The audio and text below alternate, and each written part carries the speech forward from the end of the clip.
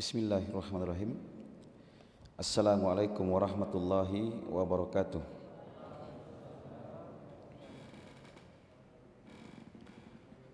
Alhamdulillah alladzi arsala rasulahu bil huda wa dinil haqq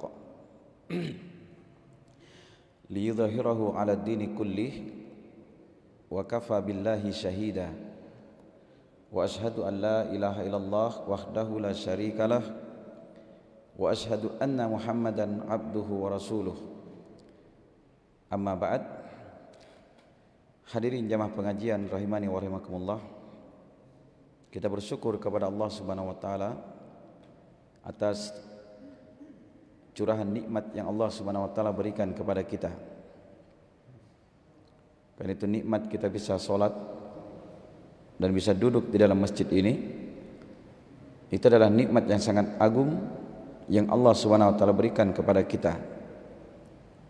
Karena tidaklah Allah berikan kepada semua orang, tetapi hanya kepada hamba-hamba Allah yang memang merupakan pilihan dari Allah Subhanahu wa taala semata.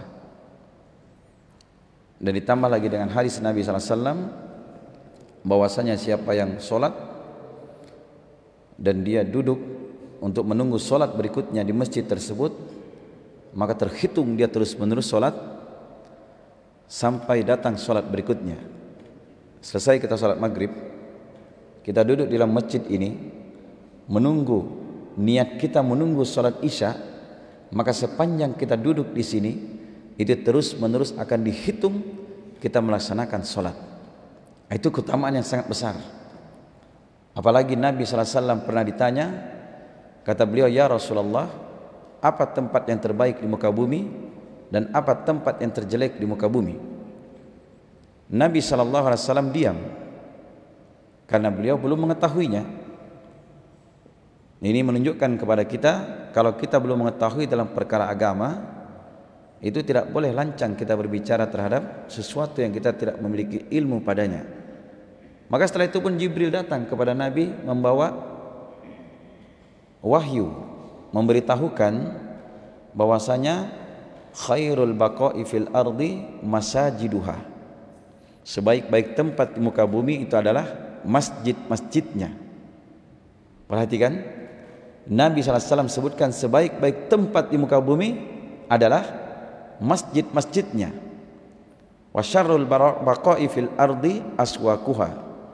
Dan sejelek-jelek tempat di muka bumi itu adalah pasar-pasarnya. Tapi bukan artinya kita tidak boleh di pasar. Hanya saja kadang ketika manusia itu jauh dari ilmu agama, di situ tempatnya banyak manusia berjual beli, menipu, timbangannya dikurangi, literannya dicacati dan lain sebagainya. Begitu ya. Dan kadang ketika orang sibuk di dalam pasarnya sampai dia lupa dengan waktu sholat. Maka kita berada di dalam masjid ini, itu diharapkan kita berada di tempat yang paling baik yang berada di muka bumi. Apalagi kita duduk bersama seperti ini untuk mempelajari agama Allah Subhanahu wa taala, itu adalah keutamaan yang sangat besar. Keutamaan yang sangat besar. Duduk saja kita di majelis ilmu, apakah kita paham, tidak paham, ngantuk atau bagaimanapun, yang penting kita duduk di dalam majelis ilmu, insyaallah taala kita akan diberikan keutamaan yang besar dari Allah Subhanahu wa taala. Seperti datang dalam hadis yang diriwayatkan oleh Imam Muslim, "Wa man jatama'a qaumun fi baitin min buyutillah yatluna kitaballah wa yatadarasunahu bainahum illa nazalat alaihimus sakinah ghasyyatum rahmah wa haffathumul malaikah wa dzakarahumullahu fi man indah." Tidaklah sekelompok kaum mereka berkumpul di rumah dari rumah-rumah Allah Subhanahu wa taala, yaitu masjid. Masjid itu dikatakan rumah Allah, rumah dalam rangka untuk beribadah kepada Allah. Bukan artinya Allah tinggal di dalam masjid ya. Artinya rumah Allah itu rumah yang disandarkan kepada Allah, menunjukkan agungnya itu rumah karena digunakan untuk beribadah kepada Allah. Tidaklah berkumpul suatu kaum ini di rumah dari rumah-rumah Allah Subhanahu wa taala. Apa tujuan mereka berkumpul? Yatluna kitab Allah. Mereka membaca kitab Allah. Wa yatadarasunahu bainahum, Ada proses saling mengajarkan di antara mereka. Proses belajar mengajar. Ada yang mengajar, ada yang belajar. Apa balasannya? Illa nazzalat alaihimus sakinah. Kecuali turun kepada mereka ketenangan. Allah turunkan ketenangan yang sebenarnya kepada hamba. Karena ketenangan yang sebenarnya itu datang dari Allah Subhanahu wa taala. Yang kedua, wa ghasyiyatuhumur rahmah. Mereka akan diliputi rahmat dari Allah Subhanahu wa taala. Perhatikan, dalam hadis yang lain Nabi jelaskan Allah itu memiliki 100 rahmat. Berapa tadi? 100 rahmat. Satu dari rahmat Allah ini Allah turunkan ke muka bumi. Yang dengan satu rahmat ini dibagi kepada seluruh makhluk, yang dengannya makhluk ini saling berkasih sayang. Bahkan binatang mengangkat kakinya untuk tidak menginjak anaknya, itu pun dapat bagian dari satu rahmat tadi. Ini di dunia ini. Yang 99-nya di mana? Itu kata Nabi dipersiapkan untuk orang-orang yang solih kelak di negeri akhirat, di sorga. Dan itu sorga, itu tidak ada tandingannya dengan dunia ini. Karena 99 rahmat Allah di sorga. Satu rahmat itu yang dibagi dan ditebar di muka bumi untuk seluruh makhluk. Karena itu orang yang berkumpul tadi ini, mereka akan diliputi rahmat dari Allah Subhanahu wa taala. Dan yang ketiga, wahabbathumul malaikah. Para malaikat akan menduduhi mereka. Dan di dalam riwayat Imam Al-Bukhari, Allah utus sekelompok malaikat untuk mencari orang-orang yang duduk berzikir kepada Allah, bermajelis ilmu. Ketika mereka mendapati para malaikat tersebut berkeliling, kemudian mereka meneduhkan sayap-sayap mereka kepada orang-orang yang belajar tadi. Setelah itu malaikat ini pun mendoakan dengan pengampunan, dengan rahmat. Doa dari malaikat. Kemudian yang keempat, wa dzakarahumullahu fiman indah. Dan Allah Subhanahu wa taala akan menyebut mereka di mana? Di sisi para malaikatnya. Dibanggakan oleh Allah Subhanahu wa taala. Dan ingat, jalan menuntut ilmu itu yang menyebabkan kita mudah menuju ke surga Allah Subhanahu wa taala. Sebagaimana Nabi sallallahu alaihi wasallam bersabda di dalam hadis yang diriwayatkan oleh Imam Muslim, kata Rasulullah, man salaka tariqan yaltamisu fihi ilman sahhalallahu lahu bihi tariqan ilal jannah. Siapa saja yang menempuh suatu jalan dalam rangka untuk mencari ilmu. Ingat, kalau ilmu itu disebut di dalam Al-Quran atau di dalam hadis Nabi, yang diinginkan adalah ilmu agama. Siapa saja yang menempuh suatu jalan dalam rangka untuk mendapatkan ilmu, sahhalallahu lahu, Allah akan mudahkan bagi dia bihi, dengan jalan menuntut ilmu ini tadi, tariqan ilal jannah, jalan menuju surga. Perhatikan ya, Allah mudahkan jalan menuju surga. Karena itu jalan yang paling mudah menuju surga Allah Subhanahu wa taala dengan mempelajari ilmu agama. Jalan yang paling dekat untuk sampai ke surganya Allah dengan mempelajari ilmu agama. Kenapa? Karena dengannya lah kita mengetahui jalan-jalan yang betul-betul mengarahkan kita ke surga, dan kita mengetahui jalan-jalan yang membawa ke neraka, sehingga kita hindari. Lalu kita tempuh, kita lewati jalan yang membawa kita ke mana? Ke surga tadi. Inilah kunci segala kebaikan, kata beliau. Datang dalam hadis yang diriwayatkan oleh Imam Al-Bukhari dan Imam Muslim, Rasulullah SAW bersabda, kata beliau, may yuridillahu bihi khairan yufaqihu fid din. Siapa saja yang Allah inginkan padanya kebaikan, maka Allah pahamkan dia di dalam agama. Man ini bentuknya umum, siapapun dia yang Allah inginkan pada dia kebaikan. Khairan itu artinya satu kebaikan, tidak ada alif lamnya, tunggal dia, itu disebut nakiroh dan tunggal, tapi berada dalam susunan syarat. Apa syaratnya? Siapa saja yang Allah inginkan pada dia kebaikan, maka kebaikan ini dia akan mencakup seluruh jenis kebaikan. Dia akan mencakup apa? Seluruh jenis kebaikan. Kebaikan di dunia, kebaikan di alam kubur, kebaikan di akhirat, kebaikan pada diri sendiri, pada masyarakat, pada keluarga, pada anak, dan lain sebagainya. Siapa yang Allah inginkan pada dia kebaikan, mencakup seluruh jenis kebaikan, apa jawabannya? Yufaqihu fiddin. Allah akan pahamkan dia di dalam agama. Hadis ini kata para ulama memiliki pemahaman kebalikan. Siapa yang Allah tidak inginkan pada dia kebaikan, maka Allah tidak inginkan pada dia kebaikan, Allah tidak pahamkan dia di dalam agama. Karena itu kesempatan ini jamaah sekalian, andaikan kita duduk bermajelis ilmu, kita meninggal di atasnya, diharapkan betul kita terhitung orang-orang yang syahid di jalan Allah. Sebab ada hadis Nabi, siapa yang keluar dari rumahnya ya menuju ke tempat belajar, maka terhitung dia berjihad di jalan Allah hatta yarji'ah, sampai dia kembali ke rumahnya. Terhitung dia orang yang berjihad di jalan Allah sampai dia pulang. Hebatnya ini menuntut ilmu.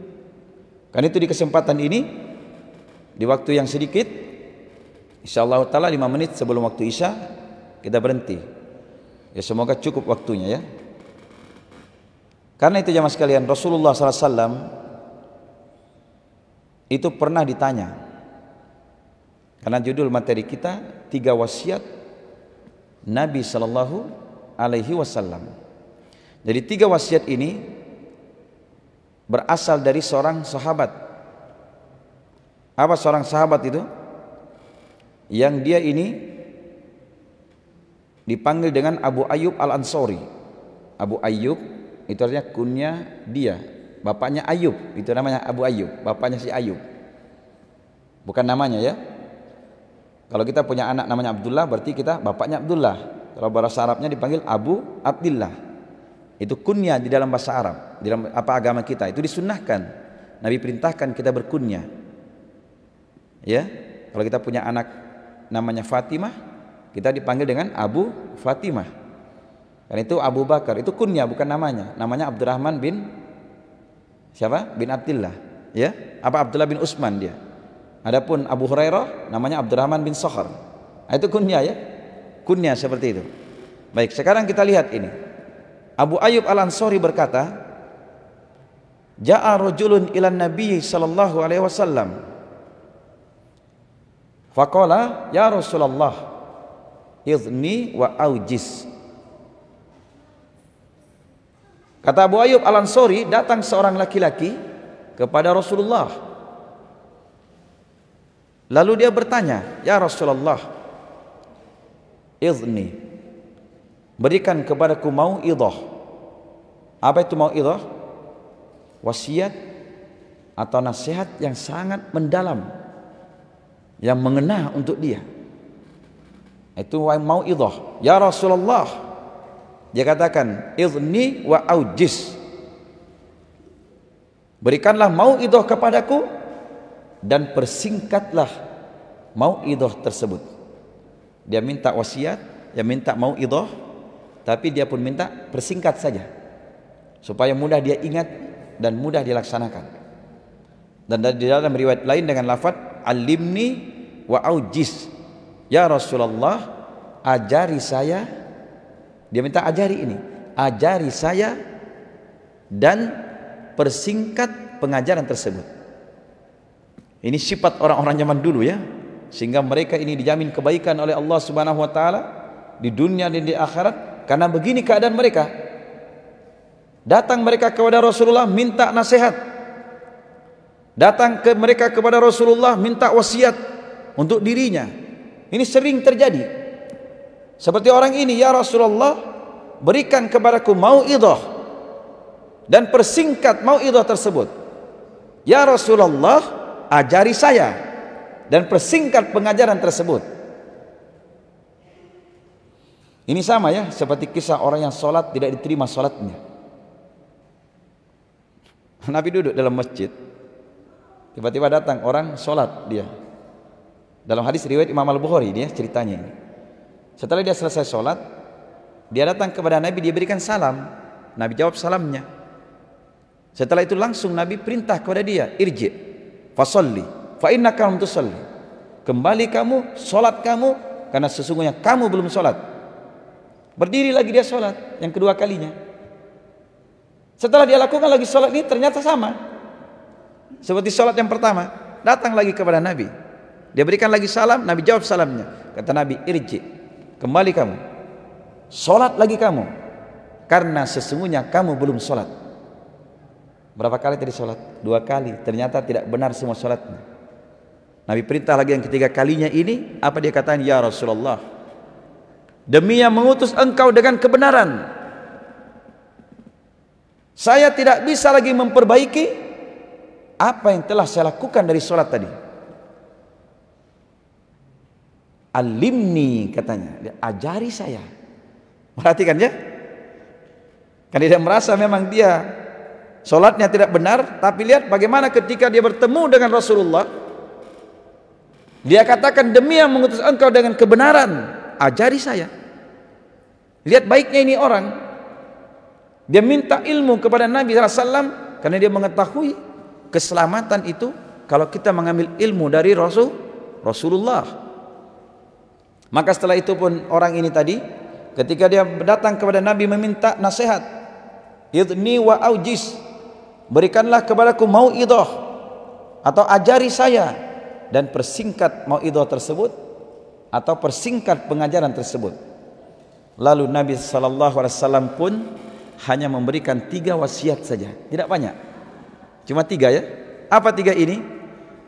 Kata beliau, idza qumta fi shalatik fasalli salata muwaddi'. Jika kamu berdiri di dalam salatmu, maka salatlah kamu seperti salat apa? Orang yang mengadakan perpisahan dengan dunia ini. Salat perpisahan, artinya ini akhir dari salat kita. Fasalli salata muwaddi'. Jika kamu berdiri dalam salatmu, maka salatlah kamu seperti salatnya orang yang mengadakan perpisahan. Salat terakhir ini. Kalau kita mau dieksekusi mati, siap kamu mati, salat dulu. Nah, ini terakhirnya salat ini. Salat terakhirnya dia. Apakah dia mau main-main di sini? Hah? Tidak. Karena ini bekal terakhirnya dia. Makanya Nabi wasiatkan kepada dia, idza kumta fi salatik, jika kamu berdiri di dalam salatmu, fasalli, Nabi perintah kepada dia, maka salatlah kamu salata muwaddi', seperti salatnya orang yang mengadakan perpisahan. Salat terakhir. Kemudian pesan yang kedua dari Nabi sallallahu alaihi wasallam, kata beliau yang kedua, wala takallam bi kalamin ta'tadiru minhu godan. Janganlah kamu berbicara dengan satu pembicaraan yang esok harinya kamu akan minta maaf terhadap pembicaraanmu tadi. Paham? Artinya hati-hati kita keluarkan kalimat dari mulut kita. Kata Nabi, hati-hati apa? Jangan kamu berbicara, ini asalnya. Jangan dulu kamu keluarkan pembicaraanmu kecuali apa? Kecuali apa? Yang jangan sampai kamu berbicara ini setelahnya esok harinya kamu meminta udzur dari ucapanmu yang kemarin. Jangan seperti itu. Kemudian yang ketiga, wa ajmi'il ya'as mimma fi aidin nas. Ajmi, kumpulkanlah al ya'as, keputusasaanmu. Apa itu putus asa? Tidak butuh kan? Tidak perlu, tidak butuh, tidak berharap kepadanya. Makanya di sini Nabi katakan, wa ajmi'il ya'as, kumpulkan keputusasaanmu mimma fi aidin nas, pada apa-apa yang berada di tangan-tangan manusia. Artinya, kumpulkan keputusasaanmu terhadap apa yang ada di sisi manusia. Jangan punya harapan kepada manusia, tapi fokus harapanmu itu hanya kepada Allah. Ini 3 pesan dari Nabi sallallahu alaihi wasallam. Hadis ini diriwayatkan oleh Imam Ahmad dan Imam Ibnu Majah, dan ini disahihkan oleh Asy-Syaikh Al-Albani rahimahullahu taala. Perhatikan 3 wasiat dari Nabi. Wasiat yang pertama tadi apa jamaah sekalian? Salat. Salat ini adalah hak Allah. Ini wasiat untuk memperbaiki hubungan antara kita dengan Allah. Ini yang pertama. Wasiat yang kedua, untuk menjaga lisan. Lisan kita ini jangan sembarang berucap, yang akibatnya kita akan menyesali ucapan kita tadinya. Dan penyesalan ini masuk dikatakan besok setelah hari ini, atau esok setelah datangnya hari kiamat, baru kita menyesal akibat dari ucapan kita tadi. Yang ketiga, itu Nabi SAW memberikan wasiat, tidak boleh berharap kepada manusia, tapi penuhkan hati kita bergantung kepada Allah Subhanahu wa taala, bertawakal kepada Allah Subhanahu wa taala. Ini 3 wasiatnya. Wasiat untuk menjaga salat, wasiat untuk menjaga lisan, wasiat untuk tawakal kepada Allah saja. Penuhkan harapan kita kepada Allah saja. Kita lihat yang pertama. Apa tadi kata Nabi SAW? Idza kumta fi salatik. Kalimatnya di sini, jika kamu berdiri, yaitu menegakkan salatmu. Bukan dikatakan ada itu artinya apa? Menunaikan saja. Tapi di sini menegakkan. Kalau menunaikan, kalau seperti zakat, tunaikan zakatmu. Ya kan? Menunaikan zakat. Yang penting dia keluarkan zakatnya, selesai. Tapi salat tidak begitu. Bukan artinya dia salat selesai salatnya sudah diterima. Tapi salat ini ditegakkan salat. Menegakkan salat ini mengharuskan kepada seorang hamba dia mengetahui syarat-syarat sahnya salat. Dia mengetahui rukun-rukun sahnya salat. Dia mengetahui kewajiban-kewajiban di dalam salat. Dia mengetahui sunnah-sunnah di dalam salat. Dan dia harus memahami pembatal-pembatal salat. Ini baru namanya menegakkan salat. Ketika dia bertakbir Allahu Akbar, dia harus memahami takbiratul ihram ini dia syarat, rukun atau wajib atau sunnah. Begitu.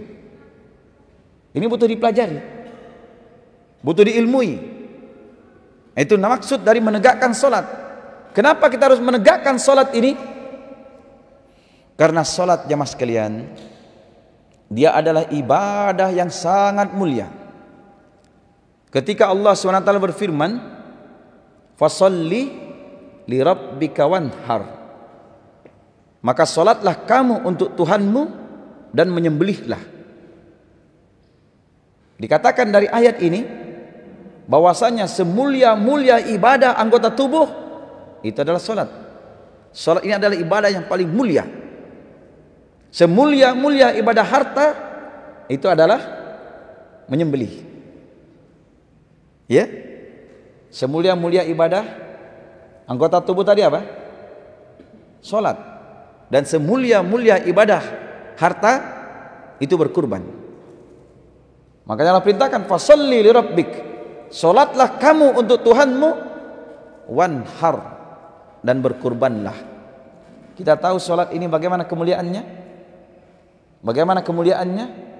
Salat itu adalah ibadah yang langsung diterima oleh Nabi sallallahu alaihi wasallam di tempat yang paling tinggi. Beliau langsung terima dari Allah tanpa perantara. Menunjukkan agungnya ini salat. Pertama kali diwajibkan berapa? 50 kali. 50 kali ya. Pertama kali diwajibkan salat berapa? 50 kali. Ketika Nabi Mi'raj, beliau naik langit pertama, langit kedua, langit ketiga, sampai langit ketujuh, terus naik beliau.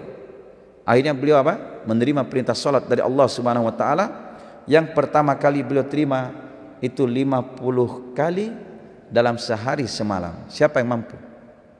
Maka beliau bertemu dengan Nabi Musa alaihissalam. Ditanya, apa yang Allah perintahkan kepadamu? Beliau sebutkan ini 50 kali dalam sehari semalam. Kata beliau, tidak bisa. Minta kamu keringanan. Umatmu tidak akan mampu itu. Akhirnya beliau pun terus minta. Akhirnya dikurangi. Setelah itu beliau pun minta lagi, dikurangi lagi. Terakhir apa? Terakhir beliau pun dikurangi menjadi 5 kali dalam sehari semalam. Tapi 5 kali dalam sehari semalam ini tetap ditulis kita melakukannya 50 kali. Itu hebatnya umat Muhammad. ibadah mereka dikurangi pelaksanaannya, tapi dilipat gandakan pahalanya. Diringankan melaksanakannya. Yang 5 kali saja ini banyak yang tidak sholat. Ya, ini masalahnya. Apalagi kalau 50 kali. 5 kali saja sehari semalam ini banyak yang berat. Apalagi 50 kali. Tapi itulah hikmah dari Allah Subhanahu wa taala.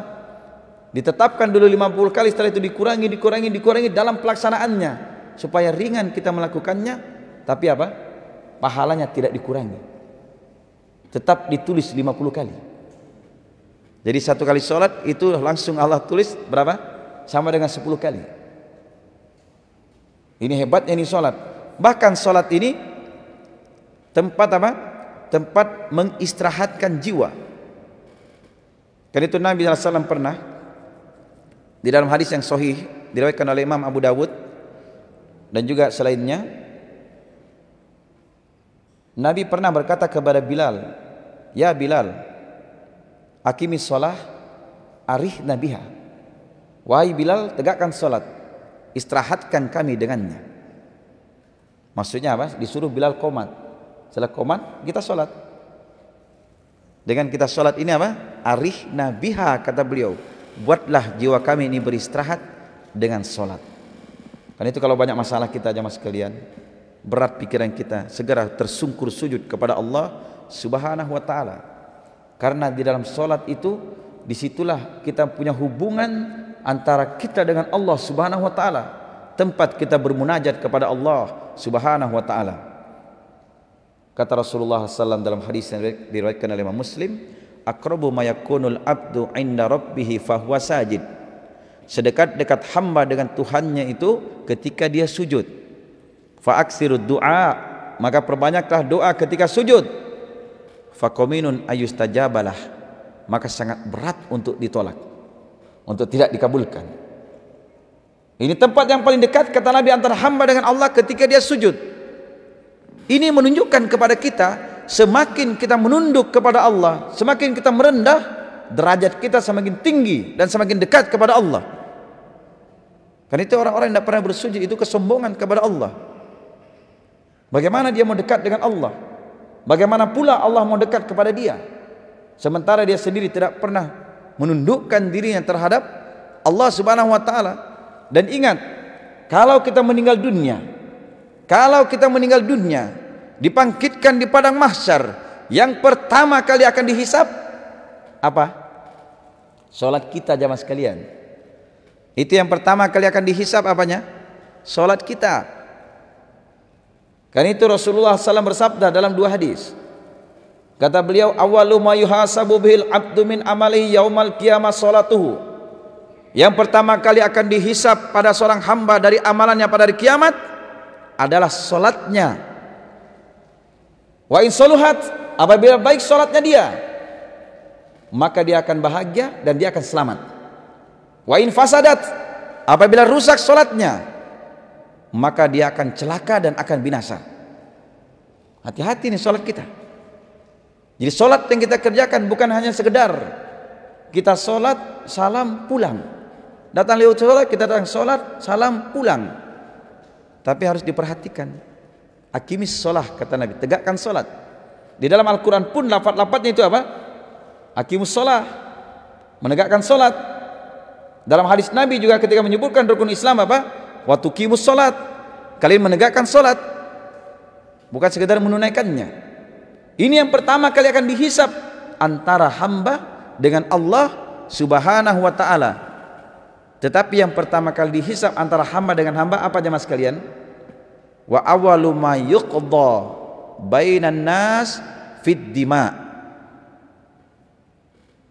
Pertama kali yang akan ditunaikan antara manusia itu adalah dalam perkara darah. Masalah menumpahkan darah, ini yang pertama kali dihisap nanti antara hamba dengan hamba yang lainnya. Tapi antara hamba dengan Allah, salatnya yang pertama kali diperiksa. Dalam riwayat lain disebutkan jika baik salatnya, baik pula amalan yang lainnya. Jika rusak salatnya, rusak pula amalan yang lainnya. Makanya ketika nanti datang malaikat, Allah perintahkan lihat salatnya. Bagaimana salatnya dia? oh ada yang kurang. Kalau ada yang kurang, periksa kata Allah salat sunatnya. Kalau ada salat sunatnya, maka salat sunat ini yang akan menyempurnakan salat wajib yang punya kekurangan. Sekarang saya tanya ya, kira-kira kita kalau diadakan seminar dalam perkara bisnis yang hampir orang bilang di atas 50% akan berhasil, kira-kira kita mau ikut atau tidak? Tapi bayar di hotel besar misalnya 2 hari seminarnya, bayar 4 juta, biar mi jual saja bebekmu itu jual mie sapimu 1, yang penting kita ikut seminar ini. Kalau kita tahu ilmu ini, dia luangkan waktunya di situ, kadang sampai 5 hari, kadang sampai 1 pekan. Untuk apa? Untuk mengikuti seminar. Supaya apa? Supaya kalau dia pulang ada ilmu yang biasa terapkan untuk mendapatkan usaha yang bagus. Kadang yang seperti ini kita berusaha sekali itu. Banyak orang ingin. Bahkan pernah ada orang mengadakan apa? Seminar tentang bagaimana cara sholat khusyuk. Banyak orang bayar 2 juta waktu itu. Cara sholat khusyuk itu dipelajari ilmunya, baru kita bisa khusyuk. Ya, kalau kita tidak tahu ilmunya juga susah. Maka apa jamaah sekalian? Harusnya ketika ini yang pertama kali dihisab pada hari kiamat, ini adalah amalan yang paling mulia. Ini adalah amalan yang paling mendekatkan kita dengan Allah Subhanahu wa taala. Harusnya kita berpikir bagaimana ada waktu khusus bagi kita untuk belajar bagaimana cara wudu yang benar. Anggaplah dalam sebulan itu kita luangkan waktu khusus, tidak boleh diganggu. Kita datang kepada seorang ustadz, belajar bagaimana cara wudu yang benar dari awal sampai akhir. Kita praktekkan sampai benar. Luangkan waktu. Nanti waktu yang lain lagi datang lagi kita kepada ustadz, belajar lagi kita bagaimana cara sholat yang benar. Dituntun dari awal sampai akhir. Bacaannya begini, cara rukuknya begini, cara sujudnya begini. Setelah itu dites sama gurunya, bagaimana benar atau tidak ini wahai guruku. Kalau sudah dikatakan benar, ini bacanya sudah pas, baru kita selesai belajar. Ini datang dulu para pemuda kepada Nabi SAW. Mereka datang kepada Nabi tinggal beberapa hari belajar tentang sholat. Setelah mereka mau pulang, kata Nabi SAW, ajarkan kepada keluarga kalian ini. Setelah itu beliau mengatakan, sallu kama ra'aitumuni usolli. Salatlah kalian sebagaimana kalian melihat aku salat. Paham ya? Ini jamaah sekalian terkait dengan dalil ini banyak sekali. Bahkan Nabi kita Muhammad, beliau mengatakan wajuilat qurrata aini fi salat. Dijadikan kata beliau kesenangan dalam pandanganku ini terhadap solat.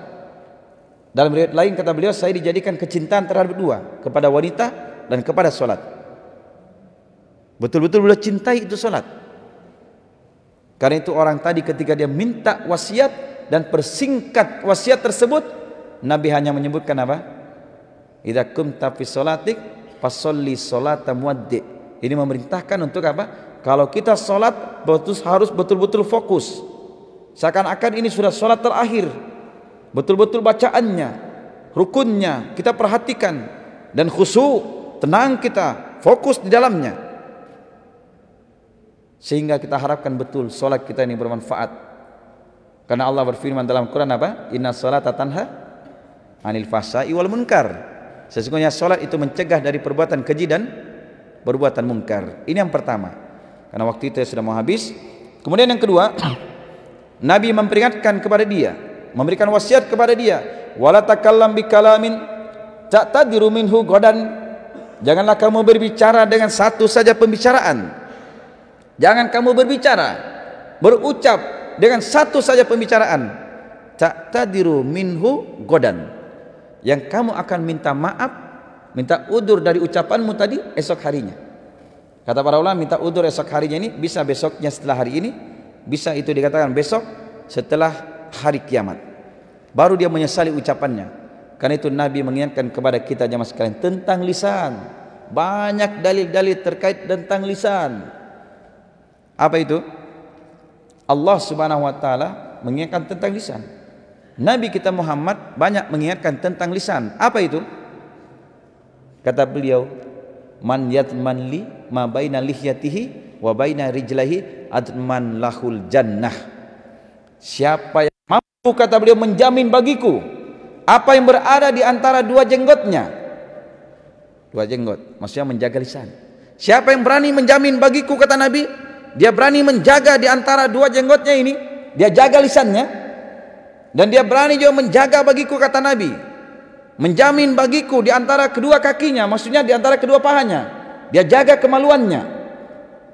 Maka kata Nabi SAW, adman lahul jannah, saya akan jamin bagi dia surga. Dan terkait dengan lisan, Nabi SAW pernah bersabda, bahayanya satu kalimat. Kata beliau, innal abda la yatakallamu bil kalimati ma yatabayyanu ma fiha yazillu biha finnar ab'ada mimma bainal masyriqi wal maghrib.